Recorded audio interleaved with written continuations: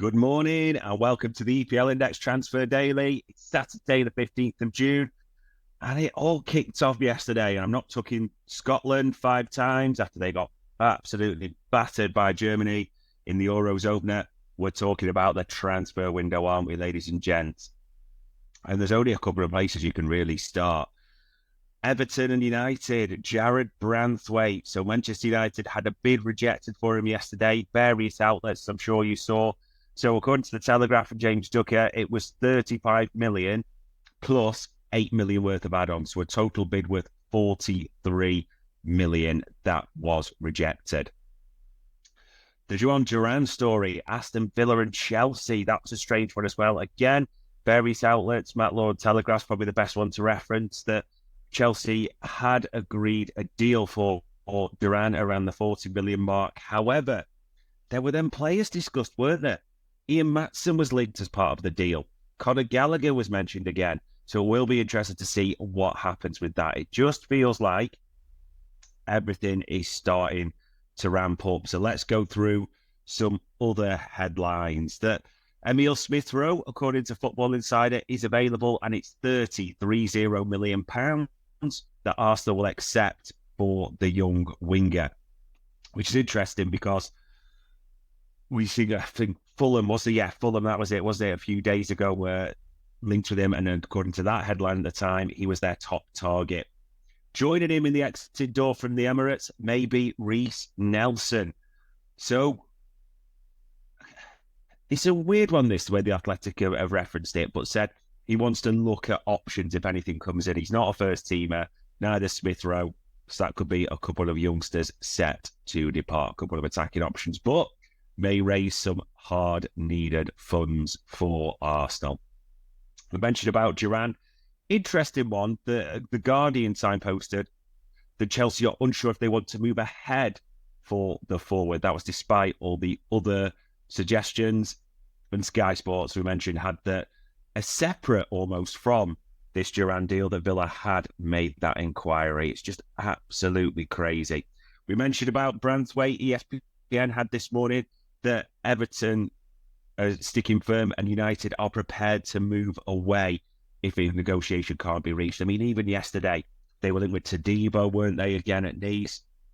De Ligt at Bayern. So maybe United are playing the media game. Who knows on that one? Other ones to keep an eye on. I mean, Tammy Abraham, 4 Premier League clubs.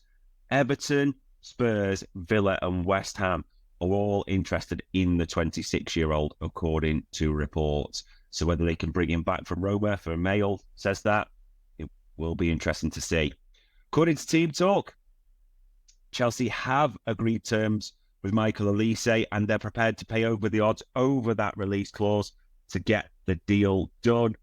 We said about Arsenal attackers going out. Well, Nico Williams, according to Football London, is someone who they're chasing. He has that 43 million, roughly depending on how well your Euros translate at Tesco, release clause. So what happens there will be interesting to see. As well, Romano mentions, I think a lot of people know this, but Brighton are set to appoint Fabian Herzila, aren't they? The young American manager will become the youngest head coach in Premier League history. So everyone is keeping an eye on that. Newcastle, apparently, according to Football Insider, have also made contact with Fikayo Tomori. AC Milan central defender did make the England Euro squad, so that will be interesting to see if anything comes of that. And the final one, which feels a good one to finish on, United and their squad. Because according to Team Talk, there's a few other places, it's fair to say, have got this, that there's only 6 players in that squad who are safe, not up for sale, not available for transfer. It's important to say that, as the article puts it. You may be thinking I didn't really cover too much about the Everton situation. So, okay, I'll throw that in there for you. It's not directly transfers, but obviously it could have a knock-on effect to them. Yeah, let's say their overall business.